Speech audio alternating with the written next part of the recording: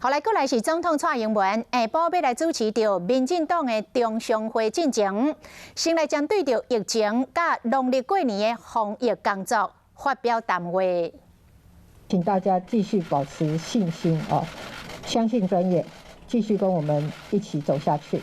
那么在这里，我也要强调，我们对抗疫情一定要持续把握3个关键。第一个关键，国民对指挥中心各项防疫指引的配合是成功防疫的关键。指挥中心会持续本于专业做出决策，也请大家务必要配合。第二个关键，不分中央地方，同心面对疫情。